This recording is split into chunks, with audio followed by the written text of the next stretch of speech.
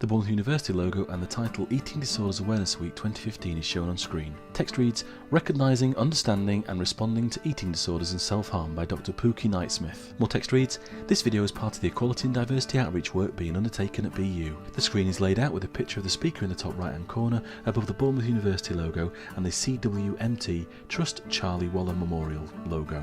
The left hand side of the screen shows the slides that the speaker is referring to. So first of all, just to explain, my slides all have the Charlie Waller Memorial Trust website and logo on them. So they're a charity that I work with who looks to raise awareness about a range of mental health and emotional wellbeing issues. And I'm very fortunate in that they essentially fund me to go and do sort of what I want and where I like. And I know the university is going to make a donation as a thank you for today. So thanks to them, really. So I'm Pookie. Before I do anything else, I have to just introduce you to Pookie. The first slide shows an image of a book called Pookie Puts the World Right by Ivy L. Wallace and 4 bullet points. The speaker discusses the slide. Because people do wonder about my ridiculous name, and I find that I'll be trying to talk about quite serious and difficult topics, and there'll always be at least a couple of people in the room going, but you're called Pookie. Why are you called Pookie? So, very briefly, this is Pookie. Pookie is a flying magic rabbit, a male flying magic rabbit, okay? My mum really liked him as a child, particularly the book Pookie Puts the World Right, and hence named me. And that's it. So we just need to get over it now, okay? I'm called Pookie, it's silly, okay? I didn't follow on the tradition. My children have quite normal names, Lyra and Ellie, rather than, for example, Noddy, which was my own favourite childhood hero. But unlike my mum, I realised it's cruel to be that. Okay, so I work very much on kind of practical strategies for approaching things like self-harm and eating disorders, and I come both from a sort of academic perspective, having studied this at the Institute of Psychiatry for far more years than I care to count, and also as someone who has lived experience, which is the term that we use, which means I went through this stuff. Slide changes, contents are read by speaker. So what I'm hoping that we're going to cover in this session. So I'm hoping to help you understand a bit about what self-harm and eating disorders are, why people turn to those unhealthy coping strategies, the early warning signs that we might need to be aware of that might help us to help a friend, help a colleague, help a young person that we're working with, and then what we can do if we are worried about someone and how we can provide effective support. And obviously with kind of time constraints, that's going to be quite a lot of information in a relatively short period of time. So I hope it will be helpful and interesting, but it's really a starting point for you to go on and learn more. And perhaps read an excellent book that's coming out in just a few weeks' time by me. So I will, if there are questions or anyone wants to clarify anything or share anything at any point, do feel free to interject. But otherwise, I'll probably more or less. Slide changes, contents are read by speaker. So, what are we here to talk about? What do we mean when we talk about self-harm and eating disorders? And do excuse, this is Percy and Pondering Pub, and I tend to use him as a teaching tool because I talk about really tough stuff all the time, and sometimes it gets a bit difficult and a bit depressing, and the mood gets really low. So Percy helps me to keep things a bit friendly. So what are we talking about here? Right. Slide shows many definitions of what is self-harm. When we try and define eating disorders and self-harm, there is no end of different definitions. And, you kind of try and find yourself reading them and looking at the academic literature, and they all kind of contradict each other, and it just goes on and on. It's really boring. Actually, what we're talking about today, when we're thinking about slide changes, contents are read by speaker. Self-harm and eating disorders, we're talking about unhealthy coping mechanisms. It's as simple as that. They can take many different forms. For some people it's cutting, for some it's burning, for some it's starving, for others it's binging, for some it's purging. There's all sorts of different behaviours there, but at the heart they are just different unhealthy ways of coping. So a quote from a young person, all my lovely fonts have been lost as I've moved from my beautiful Mac over to PC. Anyway, imagine it was written as if on a chalkboard. So life is hard, and this helps me get through each day. Some people smoke, some people drink, I cut. So a young person that I worked with recently, and they kind of put it, very simply. And actually, when we think about unhealthy coping in its broader sort of sense, and we do think about things like smoking or drinking, or maybe even the misuse of drugs, we can sort of get that. We can sort of understand why someone might do that. But suddenly when we start thinking about binging or starving oneself or cutting or burning, then it feels very alien, and we feel like that's not something that we feel comfortable talking about. But actually, it's just unhealthy coping. All these different behaviours fall under that umbrella, and we don't need to overcomplicate it. Slide shows a drawing of a sad young person with the title Big Feelings. So this is a cycle of unhealthy coping. So you get a young person, or a person of any age, who's got these kind of big feelings, stuff they don't know how to manage. And that might be because something's happened to them. It might just be because they've got loads of stuff going on in their head and they don't know how to deal with it. Just being alive sometimes can cause these big feelings and we don't quite know how to cope. New content is read out by speaker. So you can't cope. And you don't have any healthy coping mechanisms, and so you find yourself turning to these unhealthy methods. As I say, it could be anything of a huge range of different things: cutting, binging, burning, starving, you name it. When it comes to self-harm and eating disorders, I tend to classify under the self-harm banner. The only limitation on how someone might hurt themselves is really depending on their imagination and what they've got access to. So we do find that self-harm will take different forms depending on the environment. So when I go and work with an ecologist, for example, then they will sometimes say that they've seen some quite unusual forms of self-harm depending on the course that the young people were on. So we might get people who are doing a photography course, for example, who access the chemicals as part of that course and will use those to burn themselves, for example. And young people who are doing, say, a mechanics course might have access to different tools that they might use to hurt themselves with. For example.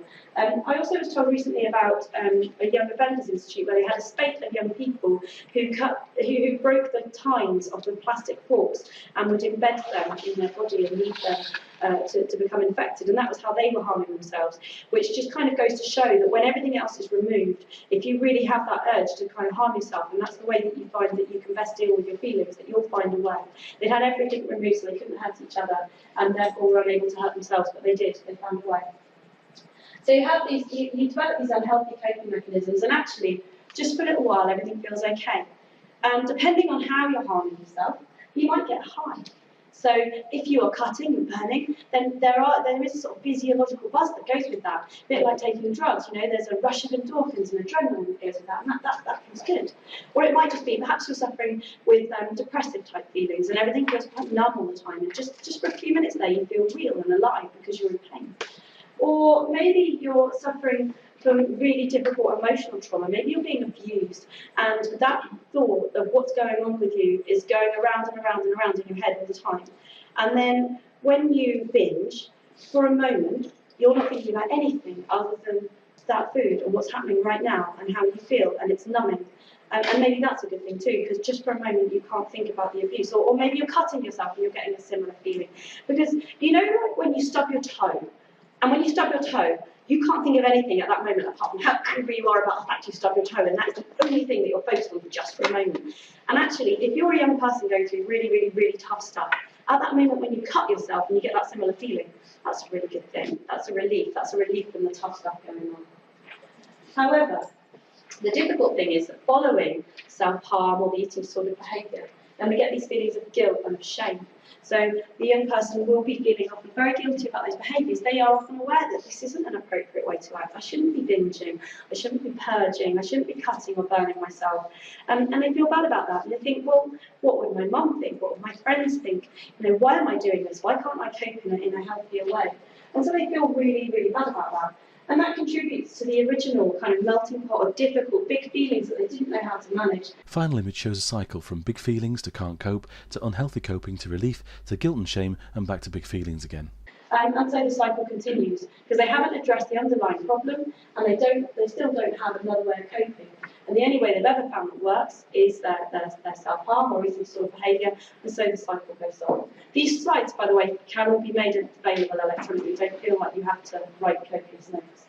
So you're welcome to it. It makes me feel like you're listening again. Big feelings is highlighted. So when we think about breaking the cycle, then there are two kind of key ways that we would look to do that, and we'll talk a bit more about this later on. But first of all, we might look to address those big feelings. So we might be looking to change the circumstances that the young person finds himself in. It might be, for example, if they're suffering from abuse, that they get removed from that situation. It might be that they learn to manage feelings related to, say, a bereavement.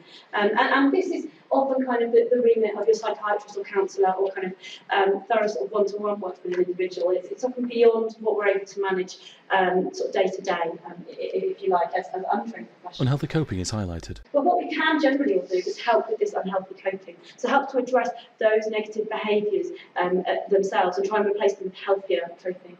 And generally speaking, we'll be looking to take a two-pronged approach, where we're looking to address the underlying feelings and to help to overcome those or change the situation, And we're also looking to replace unhealthy coping mechanisms with healthy ones. But either or both of those are the keys to kind of breaking the cycle and helping a young person to move on. Does that make sense so far? Any questions? Slide reads 5 key warning signs we can look out for. Okay, so one of the important things for us to be able to do is to recognise those warning signs. And there are lots and lots of warning signs, and I could run to 20 or 30 slides on this. But the problem with this is then you start to worry about every single person that you've ever known in your life.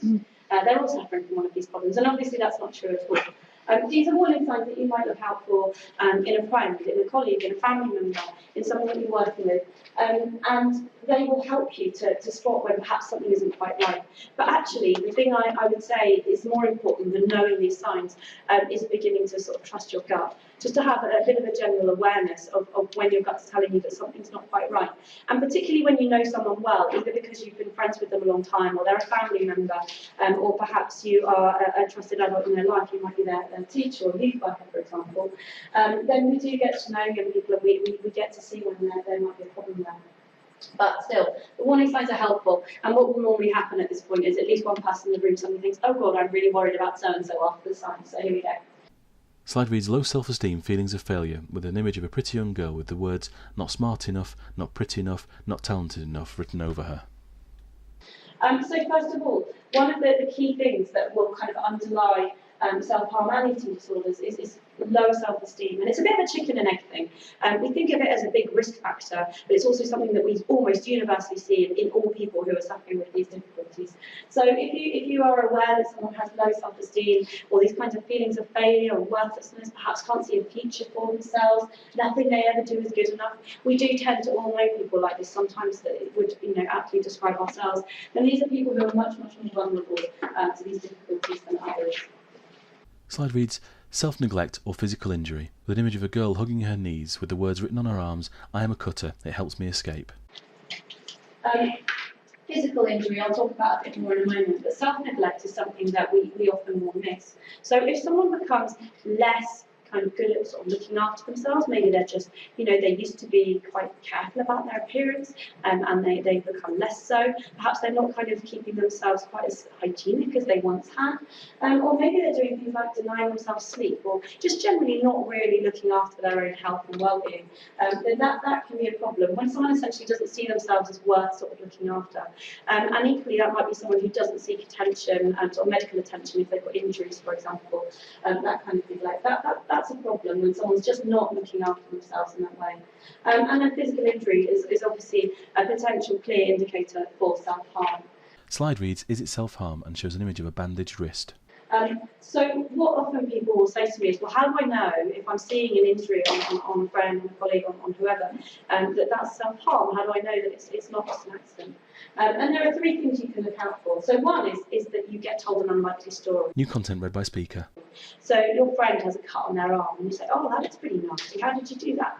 They say, well, I fell down the stairs. And you sort of look at it and you think, it doesn't look like the kind of injury you get from falling down the stairs. So where the story just doesn't match the injury, then alarm bells should be ringing. What about if you're seeing repeated injury? New content read by speaker. And this might be the same kinds of injuries repeated over days, over weeks, over months, or it might be that this person just seems to be really accident prone, and that 1 week they cut themselves, and the next week they've bruised themselves, and the next time they seem to have a burn. So you might be seeing different kinds of injuries, but seeing repeated injuries. New content read by speaker. And then finally, those injuries that just don't look accidental. When you look at them, they look maybe too kind of neat. They just don't look like the kind of injury one would sustain in any form of accident. They look kind of purposeful. Now, the thing about those 3 signs are that anyone who's ever done any child protection training will be thinking, well, those are the things I'm looking for also to say someone might be being abused. And that's absolutely right. And so if you're seeing this kind of pattern of injury on someone, then we need to be asking ourselves, are they being abused, as a first question? And the next question is the abuser potentially themselves?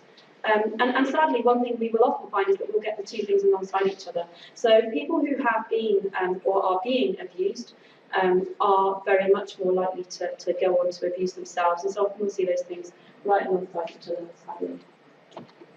Slide shows an image of a child on a weighing scales with the title weight change. This is then highlighted. The next thing we might look out for is weight change.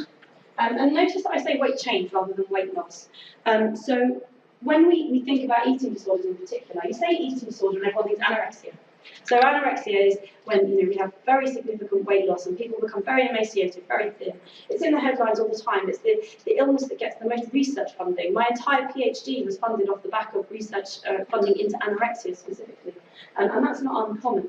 It gets huge amounts of attention and research, and that's because it's the most fatal of the eating disorders. However, it is the least prevalent of the eating disorders. Bulimia, so that binge and purge cycle, and binge eating disorder are far more prevalent.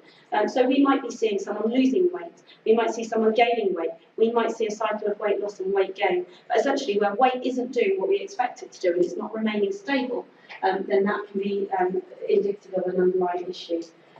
We should be particularly worried where we're seeing weight gain in a person who appears to be doing all the right things. They're perhaps engaging with exercise, and whenever you see them eating, they're eating really, really healthily, but yet their weight seems to be increasing and increasing and increasing, and it just doesn't seem to make sense. And that can be indicative of binge eating disorder, because people who binge tend to keep it very secretive. They tend to be really ashamed of that behaviour and will actively try and address their weight gain in their day-to-day life, but with those secret binges in between. And because they don't take any, they don't use any purging methods, then their weight does tend to steadily gain. So if you're seeing a complete sort of disparity between what someone appears to be eating and their weight, then that can indicate an issue. Slide title reads Withdrawal from Friends, shows an image of a girl away from her group of friends. And we might find that people are withdrawing from friends, so they're becoming kind of increasingly more isolated. That can be for a couple of different reasons. One is that our friends are really perceptive. They know us really well. And if there's something going on with us, then they're likely to pick up on it, and maybe we don't want that. Maybe we're not ready to talk about this, maybe we're ashamed of our behaviours, and so we'll push them away. And we might do that. It might be quite unpleasant, we might be quite snappy and angry, and really, really push them away. The other thing is that we just might not kind of get our friends anymore.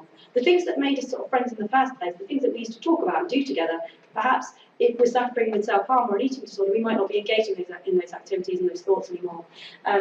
We might not want to talk about whatever our shared interest of, I don't know, horse riding. It's probably not relevant. Right now, perhaps I'm obsessing over food, thinking about that half apple that I ate at lunchtime that is filling me with guilt and dread. And so we don't have that in common anymore.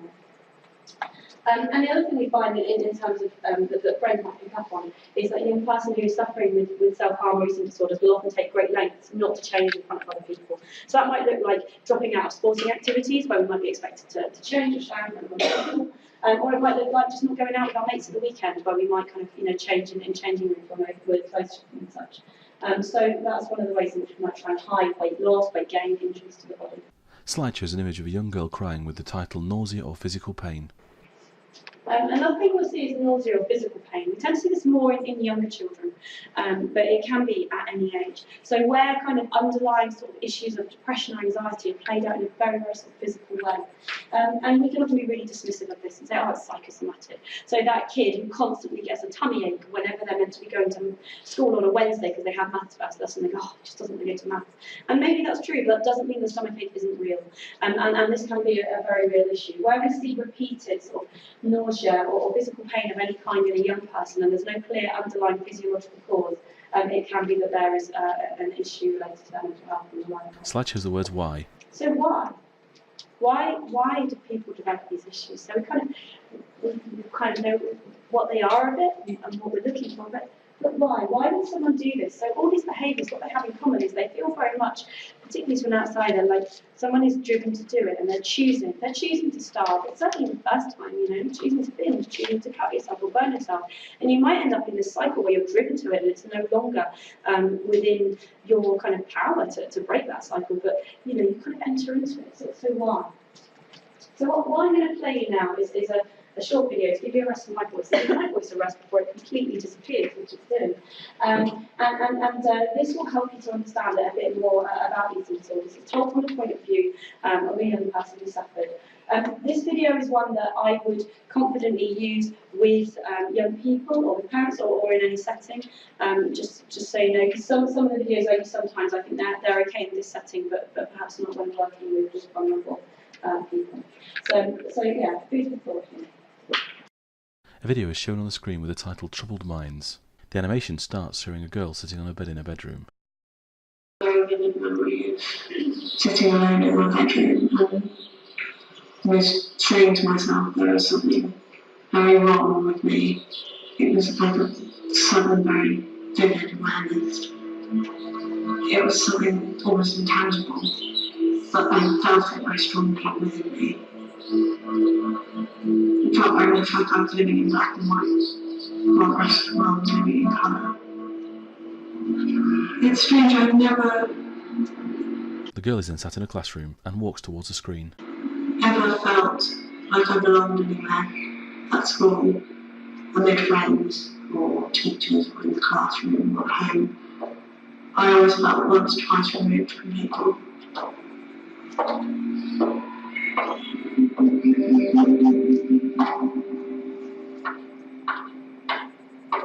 The girl walks towards a table with a bowl and knife and fork on. There is an apparent hole inside her stomach. I've gone through periods of binging and purging to periods of extreme restriction of food intake. Sometimes I would have nothing at all in a day.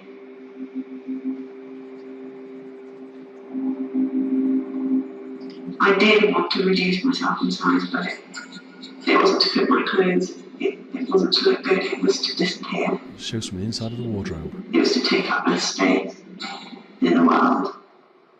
I wanted to become invisible. The girl then lifts a bowl and starts to eat.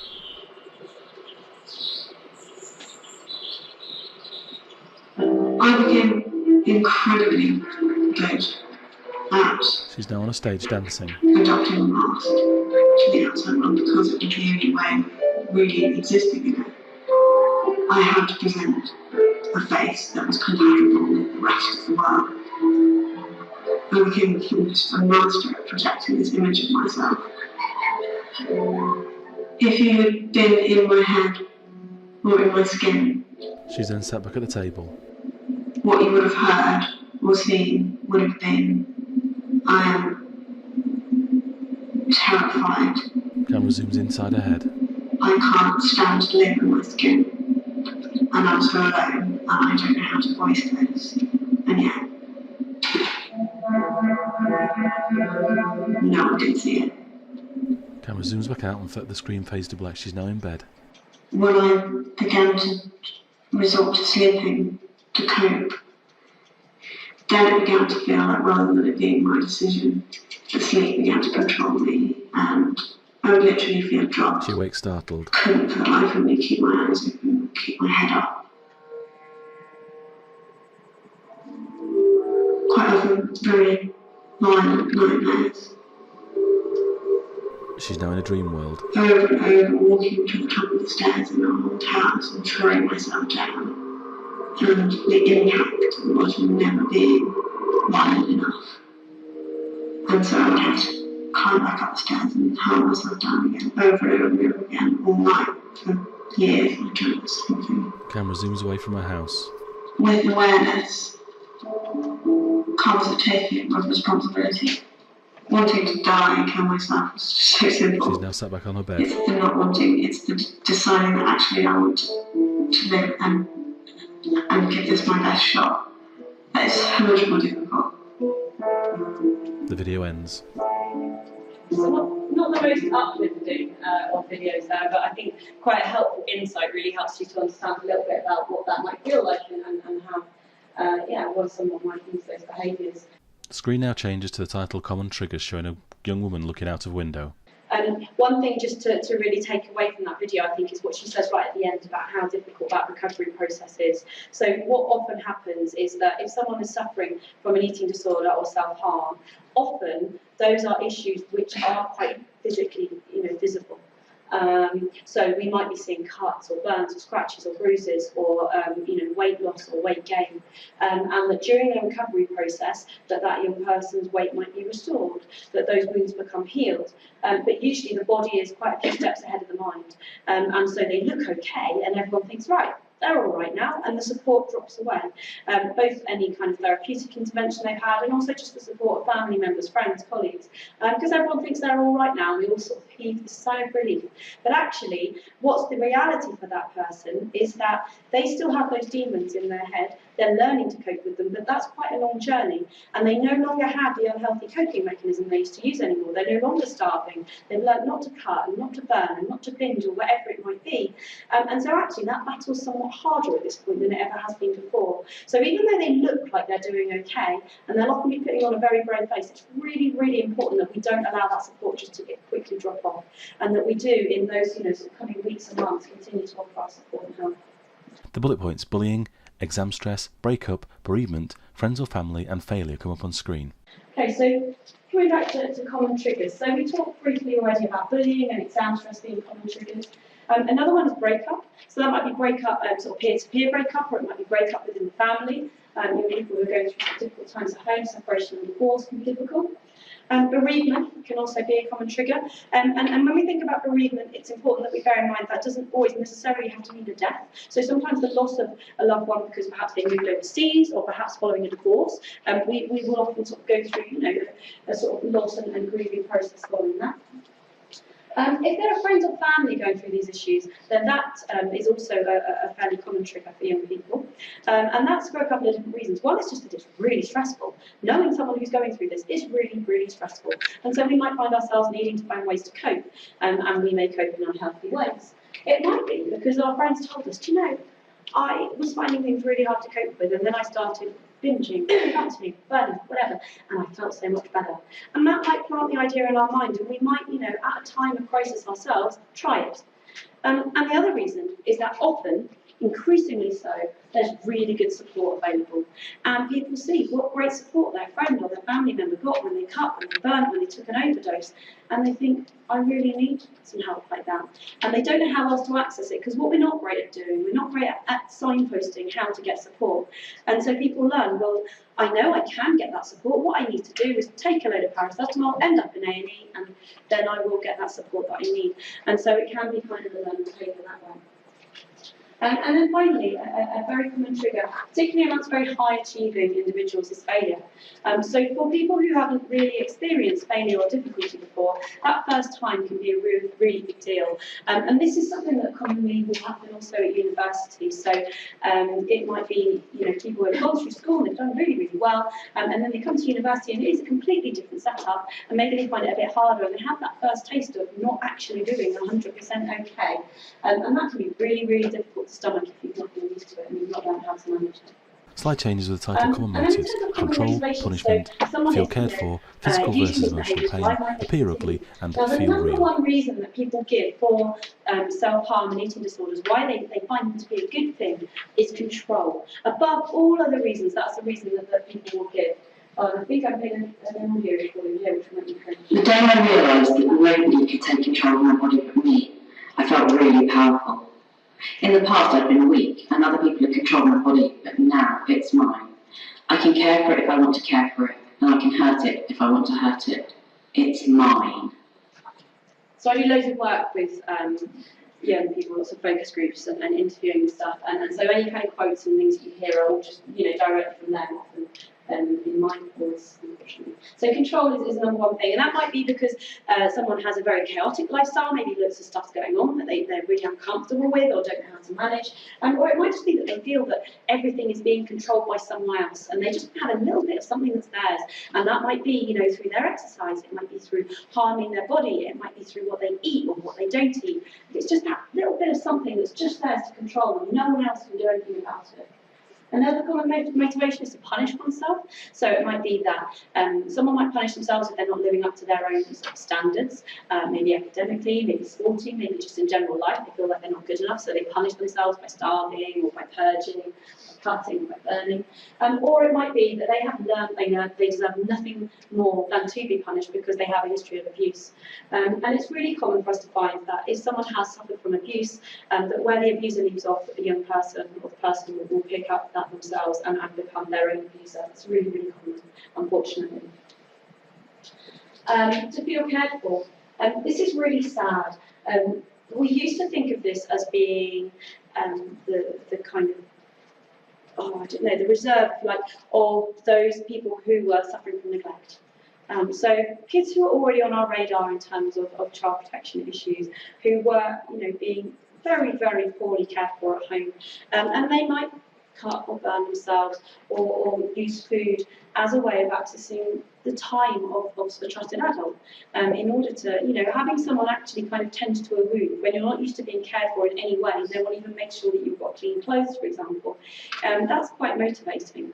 Increasingly, I'm talking to people who are expressing the same feelings, but they're in completely different situations. So these are people who appear to have everything going for them. They have, kind of often sort of middle class, lovely background, lovely home, loving parents, but they don't feel like anyone ever has time for them. So this is typically, I'm mostly finding this from kids who are usually at sort of high achieving independent schools where both parents are working in order to pay the fees, and they just don't ever find themselves the key focus of anyone's attention, even for a few minutes in each day. But they find that if they harm themselves, that suddenly they do get that attention, they do feel cared for. That's really, I think that's really, it's really sad, but an increasing thing we're seeing. And then there's this idea of physical versus emotional pain, and lots of people talk about how it's much, much easier to deal with physical pain or physical hardship than it is to deal with that emotion and those big feelings that are going on in your head. Everything was a complete mess, and I just didn't know how to make all those thoughts and feelings go away. But some days I felt like maybe I could physically cut away that pain. Then we have to appear ugly, and this is one that I think people don't often think of. You don't assume this, particularly when you're thinking about eating disorders. So when we say eating disorders, we tend to jump to anorexia. We tend to think of vanity and body image, and it all being about trying to look good and the thin ideal of beauty. But for some people who are struggling with an eating disorder, their motivation is entirely the opposite of that. They want to make themselves as ugly as possible, usually because they have suffered abuse or are suffering abuse, and they want to make themselves as unattractive as possible, either to their current abuser or to potential future abusers. Now, they might do that by starving themselves and trying to make themselves kind of appear really sort of sexually unattractive, sort of prepubescent almost. They might do that by eating a huge amount of food, and thinking that if they become very large, they'd be less attractive. They might do that by cutting or burning themselves in order to make their body, really unattractive. They are particularly at risk of neglecting any wounds that they have, because as a 13-year-old girl I worked with recently kind of started to put it, what will be less attractive to my uncle than my body being covered in cuts is my body being covered in septic cuts. And she felt that allowing those wounds to become infected would make him less likely to continue to touch her. And so that was kind of her defence mechanism. So it's not all about wanting to be beautiful and all about fantasy. It's much more than that. And then finally, sometimes people will talk about wanting to feel real. Now, this is really common for people who are suffering from depression, and depression will very often underlie some of these issues. It's very often something we'll find alongside self-harm and alongside eating disorders. And the problem with depression is that very often you feel like you're in the bell jar, and the world doesn't feel like, you don't feel like you're part of the world. You're very detached from it, and you feel numb all the time. And when you hurt yourself, then actually you do feel real, even just for a while. I felt constantly numb. The only time I felt anything at all was when I was physically hurting. It was kind of reassuring to feel alive, even if it was in such a negative way. And the opposite of that is wanting to feel numb. So sometimes people who binge in particular will talk about how when they eat and eat and eat and eat, that sometimes they then will begin to feel completely numb and remove all of those horrible feelings that they've got. So it kind of, it might be one of two sort of extremes there. A video starts to play with the title Alyssa's Story. With the text, the following video is a story about a young person's experience of self-harm and her process of getting help. It is based on real-life stories and the characters are played by actors. Okay, I'm going to play you another brief video. So this is about Allyssa, and this looks at self-harm. She's a cutter, which is the most prevalent form of self-harm, and it's all kind of played out by actors. And hopefully we can insight.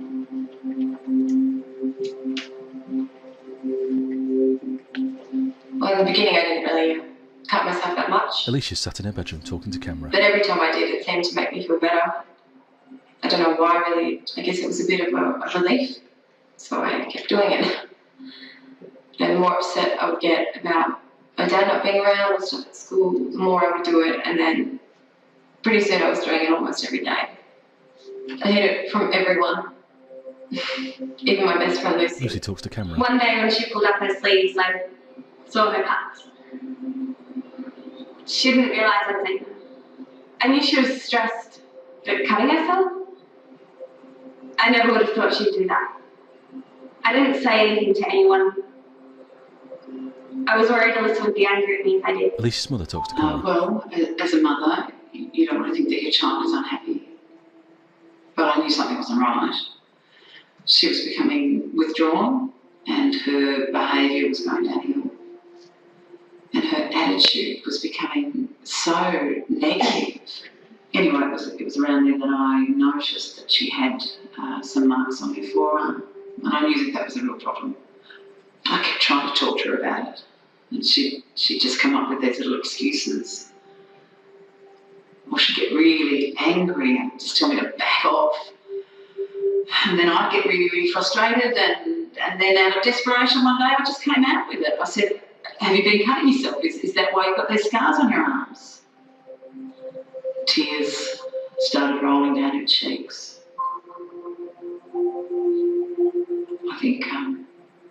I think she was ashamed that I knew. Alicia speaks again. Mum was so good to talk to.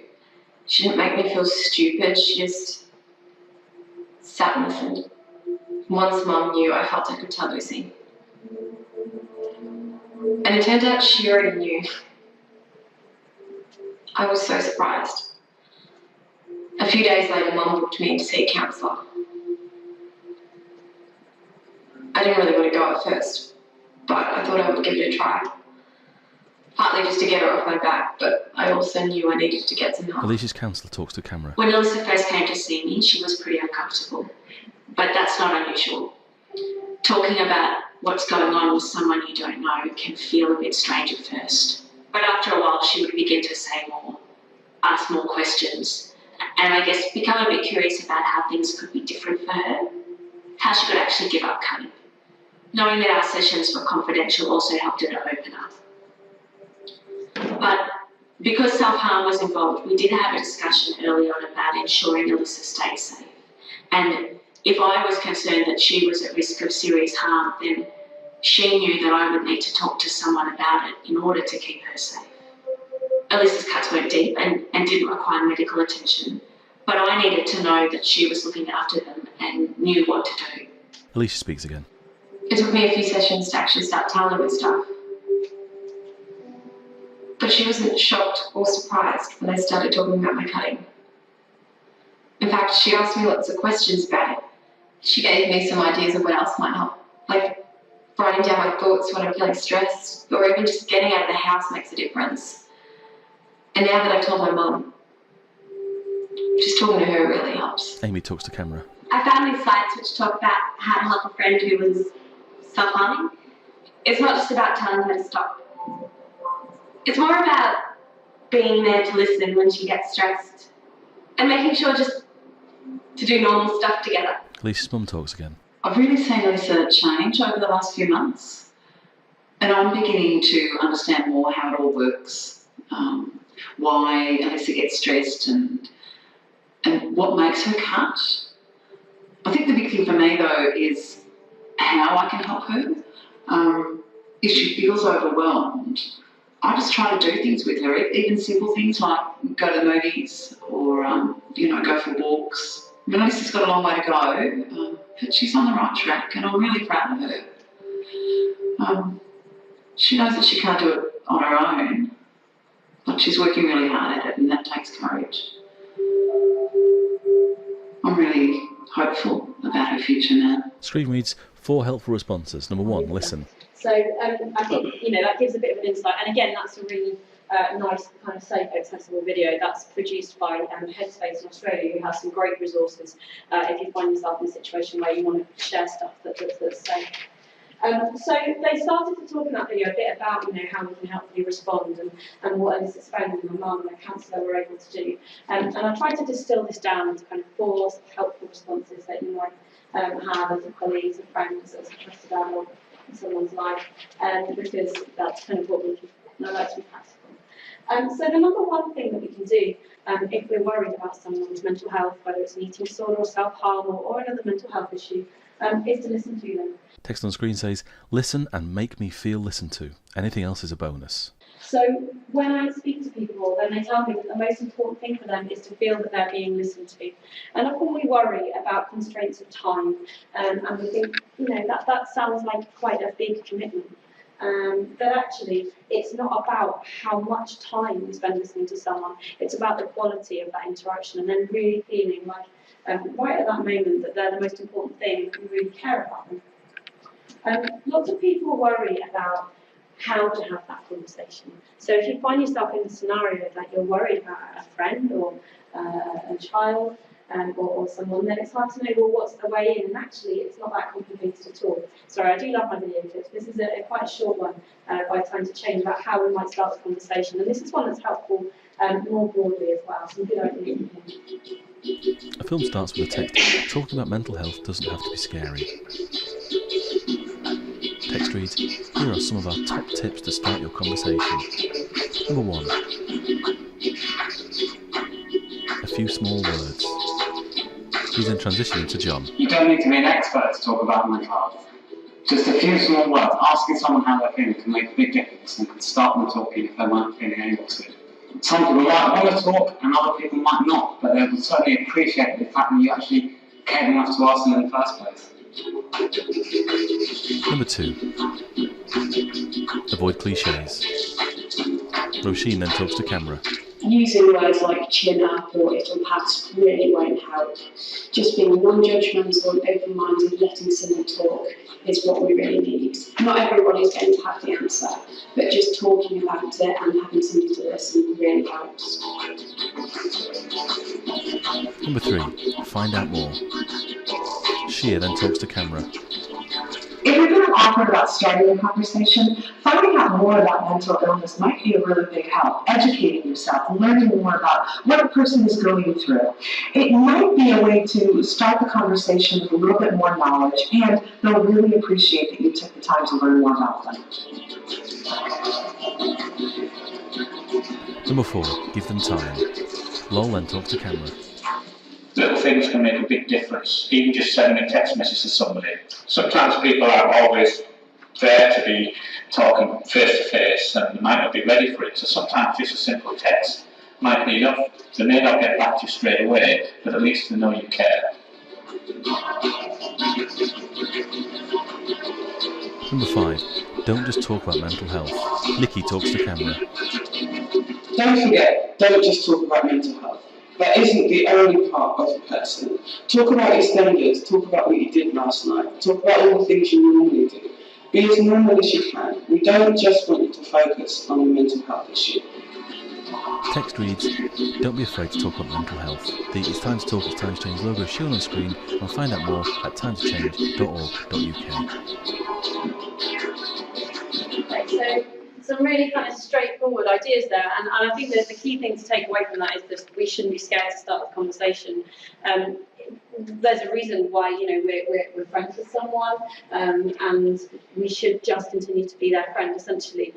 Even if we feel that there's something with them that we maybe don't completely understand, and we can often really shy away from it. We think that the moment that someone has developed a kind of mental health issue, that's not something that we understand. It's not something we specialise in. That should be left to the experts. But actually, the person often who can offer the most help to someone who's suffering with these issues is a good friend who just continues to treat them in the way that they always have and continues to be there in a non-judgmental Speaker reads slide content. So, number 1 was listen. Number 2 is not to overreact.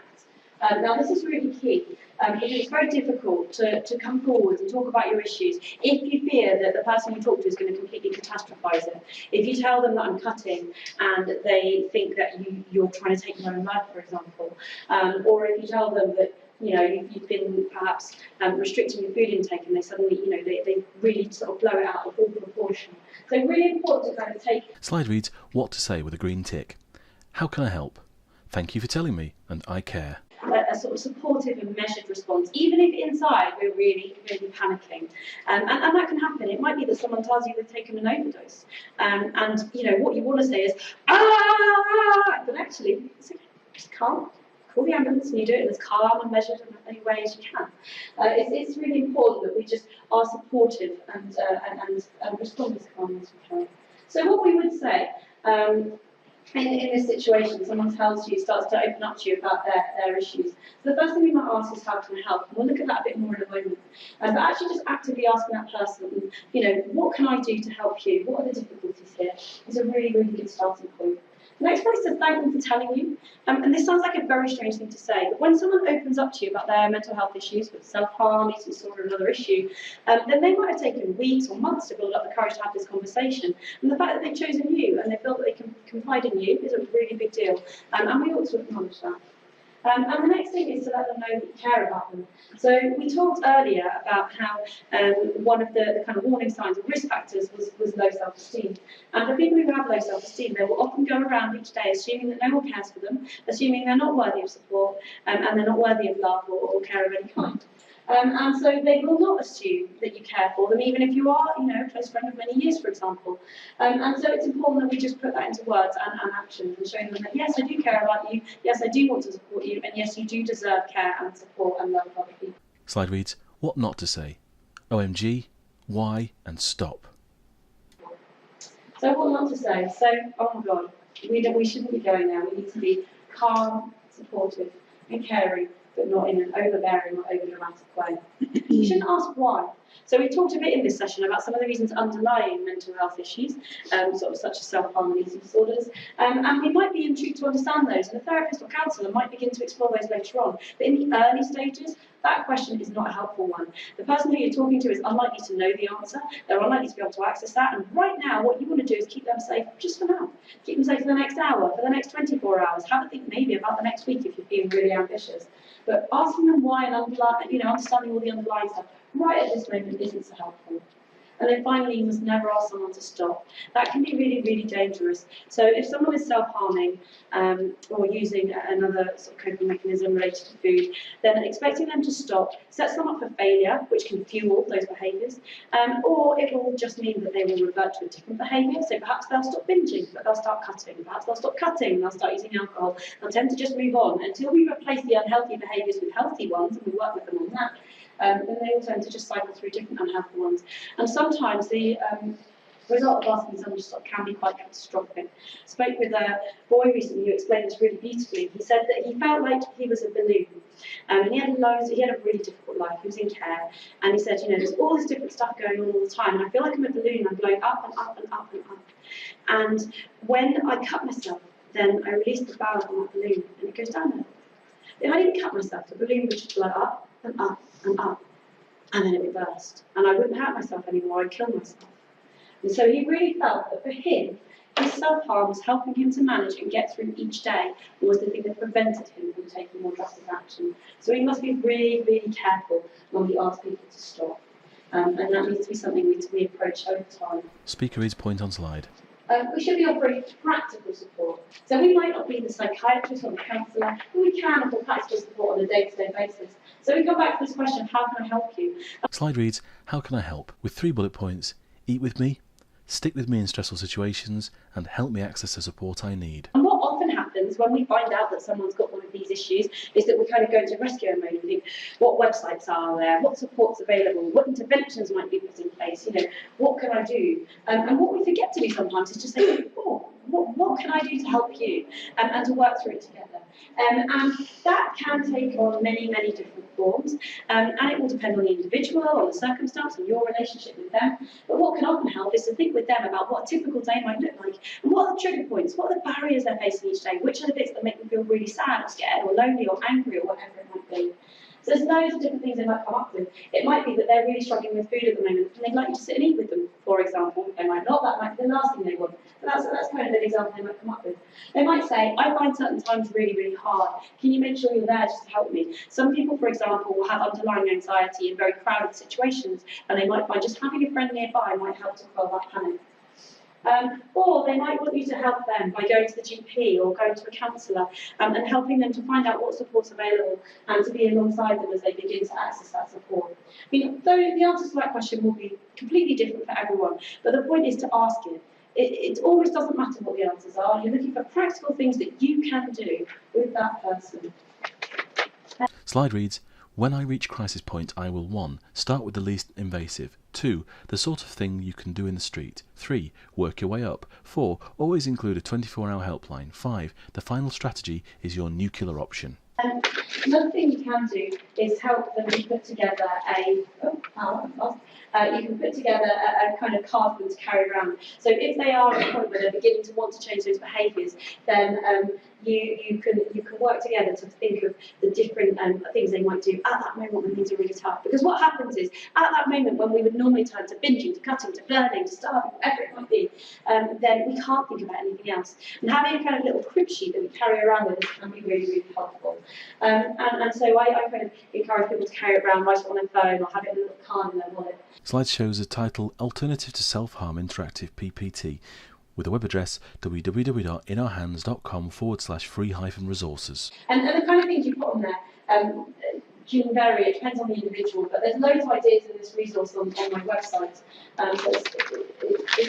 That's put together in a PowerPoint which breaks it down into different kinds of situations. So sometimes we'll reach crisis point because we feel really, really down, really sad. Sometimes it's because we're really lonely. Sometimes it's because we're angry. Sometimes we just need a distraction. So there's lots of different reasons, and you can kind of work through those and try and find the ones that work for you or work for the person that you're working with. So lots and lots of different ideas in there. A slide that talks about coping strategies with the bullet points: write or draw about feelings, talk to a person or helpline, go to a quiet place and scream silently, hit a pillow or a soft object, listen to music, look after an animal or a sibling, draw red lines on the skin, clench ice cubes, and snap elastic wristband on wrist.